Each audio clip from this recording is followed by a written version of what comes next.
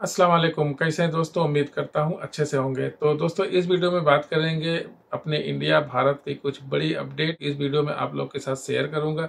Video को आप लोग पूरा शुरू से लेकर आखिर तक देखें ताकि आपको पूरी जानकारी मिल सके। तो सबसे पहले अपडेट बताते हैं कि अभी क्रिमिनल लॉ का बिल 3 बिल पास हुआ है राज्यसभा से गुरुवार के दिन। हालांकि ये बुधवार के दिन लोकसभा से पास हुआ था और गुरुवार के दिन राज्यसभा से भी ये पास हो चुका है। पहला बिल है भारतीय न्याय संहिता, दूसरा बिल है भारतीय न्याय सुरक्षा संहिता और तीसरा बिल है इंडियन एविडेंस बिल। तो राज्यसभा से गुरुवार को पास हो गए हैं। वीडियो में जानेंगे कि इसमें क्या क्या प्रावधान आए हैं, क्या क्या नियम बदले गए हैं और क्या क्या नियम नए इसमें लागू किए गए हैं। तो देर ना करते हुए चलिए जानते हैं इस बिल के बारे में जो अभी 3 क्रिमिनल लॉ बिल पास हुआ है राज्यसभा से। जैसा कि मैंने पहले बताया कि भारतीय न्याय संहिता एक बिल है, दूसरे बिल का नाम है भारतीय न्याय सुरक्षा संहिता, तीसरे बिल का नाम है इंडियन एविडेंस बिल।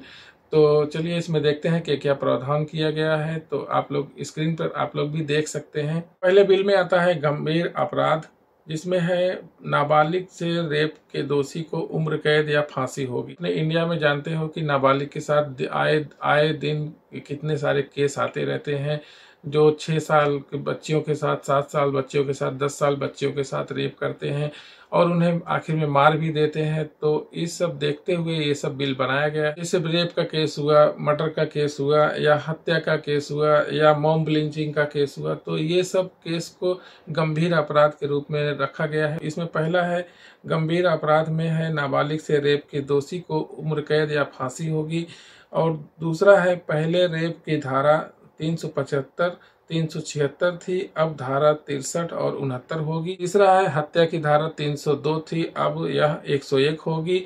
और चौथा है गैंग रेप के दोषी को 20 साल तक की सजा या जिंदा रहने तक की जेल की सजा हो सकती है, मतलब कि आजीवन कारावास, मतलब वो कभी भी बाहर नहीं निकल सकता है एक बार अगर जेल के अंदर गया तो। फिर पांचवा है मॉब लिंचिंग के केस में अगर किसी को पाया गया तो उसे फांसी की सजा मिलेगी। ये है सीरियस क्रिमिनल यानी गंभीर अपराध। ये सब मामलों में ये सब प्रावधान बनाया गया है। ये सब नए बिल में आया है अभी, जो आप लोग को मैंने पढ़कर बताया और आप लोग भी पढ़ सकते हैं। दूसरा प्रावधान है एक्सीडेंटल मामले में क्या प्रावधान बनाया गया है, एक्सीडेंटल मामले में क्या बिल पास हुआ है, एक्सीडेंटल मामले में क्या नियम बनाया गया है। पहला है वाहन से किसी के घायल होने पर ड्राइवर अगर पीड़ित को पुलिस स्टेशन या अस्पताल ले जाता है तो उसे कम सजा दी जाएगी। तो ये एक बहुत ही अच्छा नियम बना है। जो पहले एक्सीडेंट करते थे और रोड पर तड़पता हुआ मरता हुआ छोड़कर अपनी जान बचाकर भाग जाते थे, तो उन्हें जो है अभी कैसे न कैसे तो पकड़ा ही जाएगा।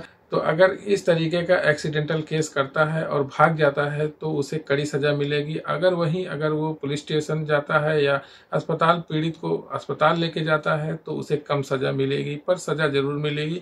ये एक बहुत ही अच्छा नियम बनाया गया। दूसरा है हिट एंड रन केस में 10 साल की सजा मिलेगी और तीसरा है स्नैचिंग के लिए कानून नहीं है, अब कानून बन गया है। चौथा है सिर पर लाठी मारने वाले पर अभी सामान्य झगड़े की धारा लगती थी, अब विक्टिम के ब्रेन डेड की स्थिति में दोषी को 10 साल की सजा मिलेगी। मतलब कि अगर वो उसके सर पर अगर आप लाठी से मारते हैं या डंडे से मारते हैं और उसकी मौत हो जाती है तो आपको उसमें 10 साल की सजा मिलेगी। और तीसरा प्रावधान बनाया गया है ट्रायल के मामले में। जैसे किसी व्यक्ति को गिरफ्तार करने पर पुलिस को उसके परिवार को जानकारी देनी होगी, पहले यह जरूरी नहीं। तो उसके फैमिली को बताया जाएगा कि आपके घर के शख्स को जो है गिरफ्तार किया गया है, तो उसे सूचना दी जाएगी। उसके बाद आगे है किसी भी देश में 90 दिनों में क्या हुआ इसकी जानकारी पुलिस विक्टिम को देगी। और उसके आगे है अगर आरोपी 90 दिनों के भीतर कोर्ट के सामने पेश नहीं होता तो उसकी गैर मौजूदगी में भी ट्रायल जारी रहेगा। मतलब कोई भी आरोपी अगर 90 दिन तक वो कोर्ट में पेश नहीं होता है तो उसके कोर्ट में पेश हो या ना हो, पर उसका केस जो है चलता रहेगा, उसका ट्रायल पीरियड चलता रहेगा। आगे है गंभीर मामलों में आधी सजा काटने के बाद रिहाई मिल सकती है। उसके बाद है अब ट्रायल कोर्ट को फैसला अधिकतम 3 साल में देना होगा। उसके बाद है मुकदमा समाप्त होने के बाद यानी मुकदमा खत्म होने के बाद जज को 43 दिन में फैसला देना होगा। उसके बाद है फैसले के 7 दिन के भीतर सजा सुनानी होगी। और आगे है दया की याचिका दोषी ही कर सकता है। अभी एनजीओ या कोई संस्थान दया याचिकाएं दाखिल करता था, मतलब अभी सपोर्ट में उसके कोई दूसरा एनजीओ जो चलाता था वो या तो कोई और सपोर्टर, तो वो उसके लिए कोर्ट में दया याचिका दाखिल करता था। पर अभी ऐसा नहीं है, जो अपराधी है सिर्फ वही दया याचिका दाखिल कर सकता है। और वहीं राज्यसभा में गृह मंत्री अमित शाह जी ने बोला कि मैंने राजद्रोह की जगह उसे देशद्रोह कर दिया है, क्योंकि अब देश आज़ाद हो चुका है। लोकतांत्रिक देश में सरकार की आलोचना कोई भी कर सकता है। अगर कोई देश की सुरक्षा संपत्ति को नुकसान पहुंचाने का काम करेगा तो उसके खिलाफ कार्रवाई की जाएगी। तो ये एक बहुत अच्छी बात है कि देश के मामले में भाई कोई नहीं गलत बोल सकता है। ये बहुत अच्छा नियम है।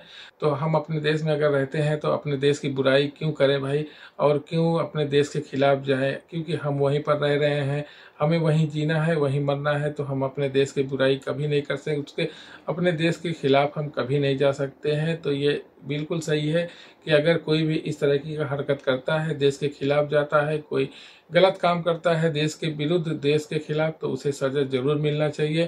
तो वहीं पर एक अच्छी बात ये भी है कि अपना देश लोकतांत्रिक देश है, तो वहाँ पर सरकार की आलोचना आप बिल्कुल कर सकते हैं, इसकी छूट मिली है। तो ये अगर नियम होता है कि सरकार के खिलाफ नहीं बोल सकते हैं तो बहुत ही सोशल मीडिया वालों को तो बहुत ज़्यादा तकलीफ होती, क्योंकि सोशल मीडिया पर आए दिन कोई ना कोई पोस्ट आते रहता है, कोई ना कोई वीडियो आते रहता है, जिसमें सरकार की आलोचना भरपूर होती है और होना भी चाहिए।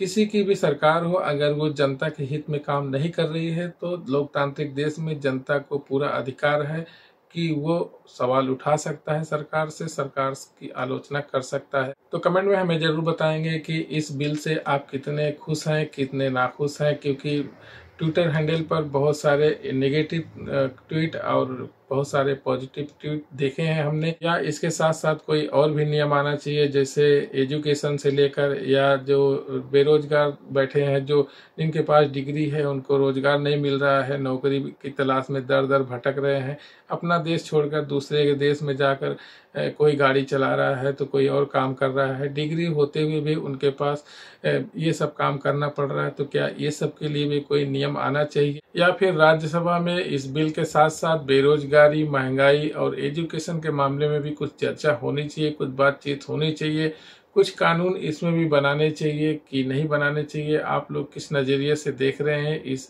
बिल को, आप लोग कमेंट में ज़रूर बताएं। तो वीडियो को लाइक और शेयर जरूर कीजिएगा, और जो भाई चैनल पर वीडियो को पहली बार देख रहे हैं तो चैनल को सब्सक्राइब जरूर कीजिएगा। मिलते हैं किसी नेक्स्ट वीडियो में इंशाल्लाह। आप लोग अपना ख्याल रखिए। अल्लाह हाफिज़।